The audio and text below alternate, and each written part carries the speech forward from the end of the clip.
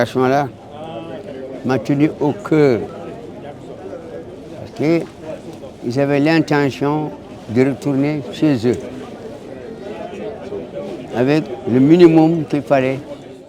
ɗum ko hunde hittunde e am sabu ko hunde wotere ɓe faalano woni hotugol ka maɓɓe hari hiɓe naɓori kalis fi ɓuɓɓingol ɓerɗe mawɓe maɓɓe joɗɗingol maɓɓe ɗo Dakar nde ɓe hewti no ŋalɗinnoɓe kono wasgol jonnugol ɓe kalis on waɗi ha ɓe wawtano hotugol ka maɓɓe ɗum noon ɓe woni ɗo lebbi kewɗi e dow tampere ko ɗum waɗi nde manditare ko weltare minen tirayerɓe.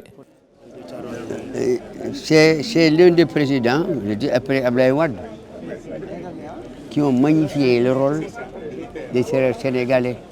Ko Bassirou Diomaye Faye e Abdoulaye Wade woni mawniɓe darde tirayer Sénégal naaɓe haysi tawi eɗen andi wona Sénégal naaɓe tan tawano e maɓɓe kono ko yimɓe ɓaleɓe immorinoɓe e nder Afrique foof ko ɓuri hawnade woni ɓe jonnaka teddugal no haniri ɗo e Sénégal e to France ɓe ari Thiaroye ɓe faadi fi yoɓegol maɓɓe kono lamdal ngal woni si tawi ardiɓe Sénégal waɗi tefore fi andude si tawi ɓe ñamayno moƴƴa e ko wayi noon ngal lamdal no arta e yiyande am ardiɓe Sénégal naaɓe gollidani e ardiɓe France fi andude ko waɗuno toon.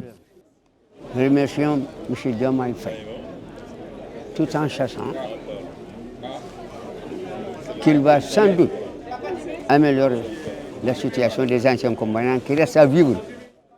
Miɗen yetta Diomaye sabu o timmini golle Abdoulaye Wade ɓe fi ɓeydugol jobdi amen ndi e gueɗe keddiɗe ɗe min jaarima moƴƴa meɗen ɗamini kadi o daranto tirayerɓe wuuruɓe ha joni ɓe tirayerɓe 27 heddinoɓe ɓe to France ɓe wuurunno joni ko kamɓe 11 walla 12 heddi ɓeɗa foof maayi ɓeɗo haani jaɓɓagol men kadi heɗagol men ko ɓuuri e yawde fi daranade men ko heddi e gurdam amen ɓeɗen faadi meɗen ɗamini o waɗanan men ɗum. Tout le monde a disparu.